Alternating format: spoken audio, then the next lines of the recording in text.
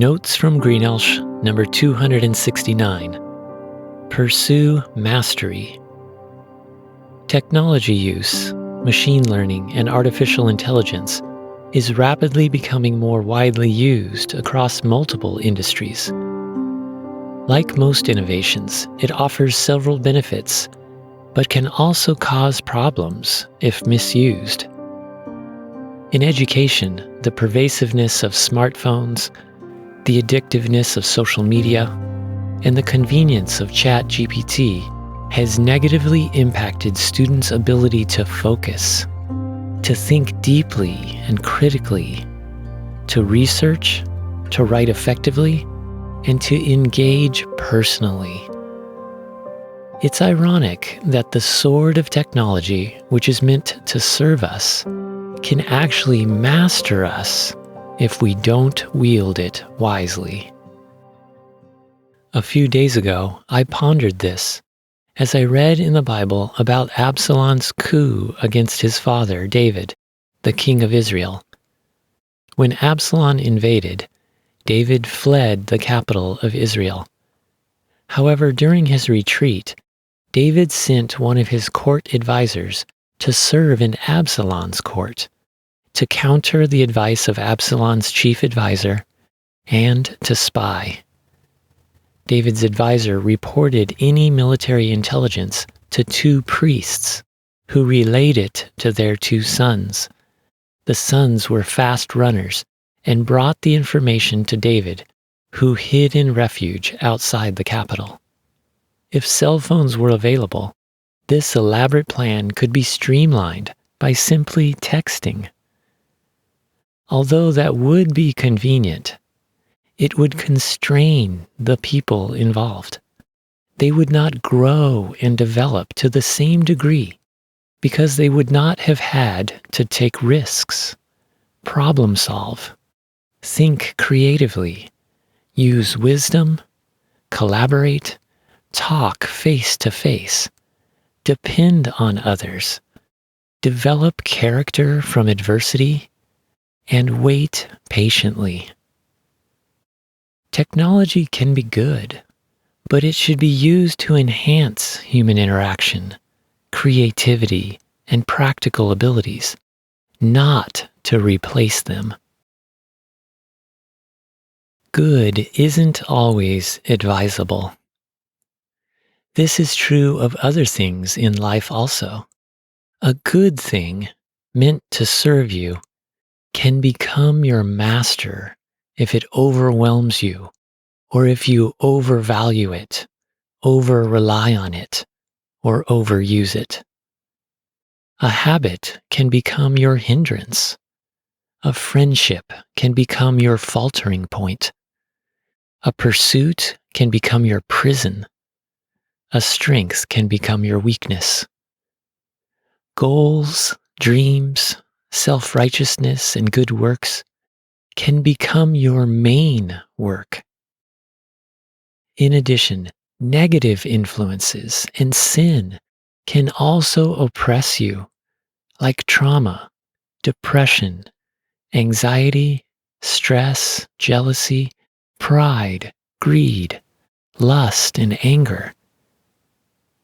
Many times there is more than one thing which binds and enslaves you from day to day and season to season.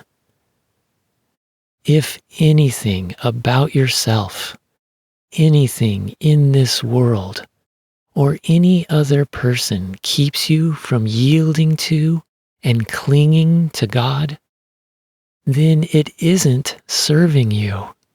It's probably mastering you. It doesn't have to be that way. Jesus can free you. God created you and loves you. He knows what is best for you, which is to be with Him, to be like Him, and to do what He does. Jesus, God the Son, makes it possible for anyone who trusts Him to know God and experience abundant life as His child, now and forever. At the core of your being, you desire to be your own master. All people do. It's a deadly disposition inherited from when Adam and Eve, the first man and woman, disobeyed God in the Garden of Eden. Yet self-mastery doesn't work. You end up being a slave to your own sin and the negative impacts of others' sin. The wages of that sin is spiritual death because it separates you from God, the only source of life. No one can serve two masters. Either you allow God to be the master of your life by faith in Jesus, or you serve yourself, something you idolize, or something that oppresses you. God exalts the humble.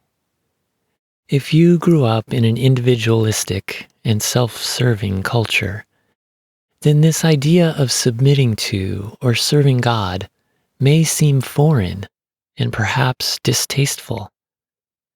However, surrendering to God is actually good and vital. Just before Jesus died to save people from their sin, he taught his followers an important lesson about humility and servanthood. In Israel, it was customary in the first century for servants to wash the feet of people who came into a home. When the disciples gathered with Jesus to celebrate the Passover meal, Jesus, the most important person attending, purposely took the role of a servant and washed their feet before they reclined for supper. He was teaching them about love and service. When one of the apostles, Peter, objected to Jesus washing his feet, Jesus told him, "Unless I wash you, you have no part with me." Likewise, if you want to be a part of Jesus, to follow him, to know God, to fellowship with him and his family, then you must humble yourself by trusting Jesus, and then through your new life in him, serve God and others. Jesus modeled this and taught this. When James and John tried to promote themselves and the other disciples became indignant, Jesus told them, "Whoever wants to become great among you must be your servant, and whoever wants to be first must be your slave, just as the Son of Man, that is Jesus, did not come to be served, but to serve, and to give his life as a ransom for many." Jesus submitted to God the Father as his master, and then served others. Likewise, you must submit to Jesus as your master. When you do, he will wash you spiritually to cleanse you from all unrighteousness. Then you should serve others by sharing Jesus' love and salvation with them. In God's kingdom, there is only one king, God. If you don't allow Jesus to be your master, then you can have no part of God or the fellowship of his family. God opposes the proud and self-righteous. He judges the self-serving, but he gives grace to the poor in spirit who recognize their need for a Savior and Lord. He exalts the humble who desire to serve him, the King of Kings. Serve God. There's a high opportunity cost when you spend too much time on the wrong thing or under a destructive influence. It keeps you from the right thing. Identify what might be mastering you. What are you passionate about? What do you spend time on? What do you think about or dwell on? What has control over you? What keeps you from doing what's right? What diverts or distracts you from growing closer to God? Ask God to help you master anything that is mastering you. Don't let anything continue to bind you. You are meant to be free in Jesus. Don't let good things become your primary thing, which should be to love God and others above yourself. Don't live life for yourself. God is calling you to a better life with Him. By faith in Him, do everything with excellence as if you were directly serving Him. Be filled with God's Spirit. Submit to God to the point that He restores you, sustains you, and fills you to overflowing. When you do, there becomes little room for things that are less important, eternally insignificant, or spiritually damning. Jesus taught, "Do not store up for yourselves treasures on earth, where moths and vermin destroy, and where thieves break in and steal. But store up for yourselves treasures in heaven, where moths and vermin do not destroy, and where thieves do not break in and steal. For where your treasure is, there your heart will be also." Out of love, by God's grace and power, use the treasure, time, talents, and tasks God has entrusted you to please Him and to benefit others. Take every thought captive to the obedience of Jesus. Seek His kingdom first and His righteousness. In conclusion, don't let negative states of mind continue to trample your well-being. Let God help you rise in victory over them. Don't continue to sin. It kills you. Ask God to forgive any wrongdoing and to empower you to live rightly. Don't be deceived.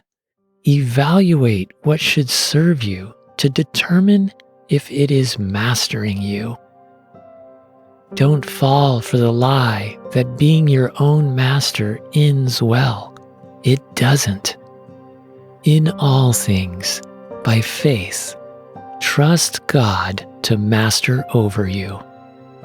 Out of love, find your greatest pleasure in pleasing Him and serving others. Assign everything else a lower priority. If that means relying less on technology, do it. Put the phone away. Reduce your screen time. Don't let technology dictate your thinking. Rely on God's wisdom. Study the Bible and meditate on God's truth. Pray to God and listen. Take time to be still and to reflect on who God is and who He wants you to be in Jesus. Quiet the voices and forces trying to master you so you can hear God's voice. When you do, He will affirm you, heal you, transform you into the character of Jesus, equip you in truth, tell you which way to move forward, and empower you to do it.